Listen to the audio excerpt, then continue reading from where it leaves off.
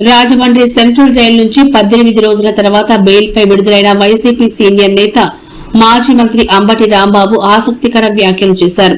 Jail జీవితం తనలో మరింత పట్టుదలను నింపిందని, దాన్ని తాను శిక్షగా కాకుండా ఒక శిక్షణగా భావించానని అన్నారు. అయితే ఈ సమయంలో తాను ఎదుర్కొన్న ఏకైక ఇబ్బంది బాత్రూంలో జారి పడ్డమేనని, అది మినహా జైలు జీవితాన్ని పూర్తిగా ఎంజాయ్ చేశారని వ్యాఖ్యానించారు. జైలు నుంచి బయటకు వచ్చిన వెంటనే మీడియాతో మాట్లాడిన ఆయన, కూటమి ప్రభుత్వంపై తన పోరాటం ఇకపై రెట్టింపు ఉత్సాహంతో కొనసాగుతుందని స్పష్టం చేశారు. నన్ను 18 రోజులు జైల్లో పెడితే భయపడతానని చంద్రబాబు, లోకేష్ అనుకున్నారేమో, కానీ ఈ అంబటి రాంబాబు ఎవరికీ భయపడే ప్రశ్నే ఉండదన్నారు. చంద్రబాబు ప్రభుత్వం వచ్చినప్పుడే జైల్లో ఉండడానికి సిద్దపడ్డాను. నన్ను జైల్లో పెట్టాలని వారు ఎప్పటినుంచో ప్రయత్నిస్తున్నారు. ఇప్పుడు అవకాశం దొరికింది, లోపల పెట్టారు. కానీ కాలం మళ్లీ తిరిగి వస్తుంది. వారు చేసిన పాపానికి మూల్యం చెల్లించక తప్పదని అంబటి హెచ్చరించారు.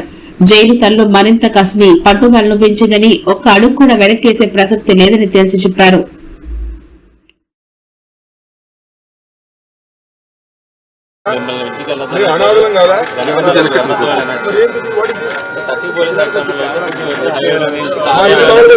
మా ఇల్లు పగలబెట్టినప్పుడు 30 యాక్ట్ లేదా?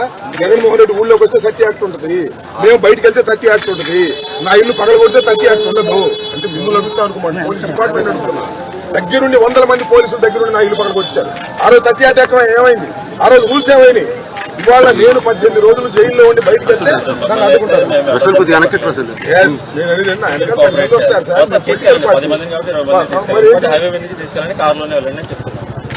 కారులో మీరు ఎలవ్ చేస్తే కారులో వెళ్తారు, లేకపోతే ఇక్కడ నుంచి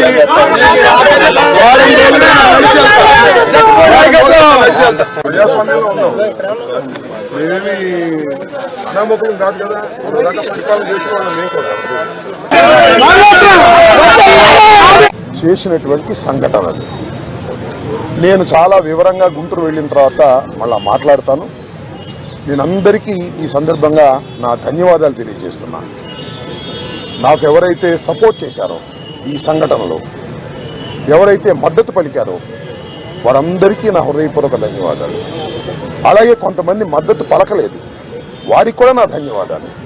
వారు ఏమన్నారంటే పెద్ద మాట అన్నారు, దానికి కూడా నేను గుంటూరు వెళ్ళిన సమాధానం చెప్తా. అదేమన్నారంటే అసహ్యంగా మాట్లాడితే దాడులు చేయరా అని. అసహ్యంగా మాట్లాడితే దాడులు చేయదలుచుకుంటే ఎంతమంది మీద చేయాలి?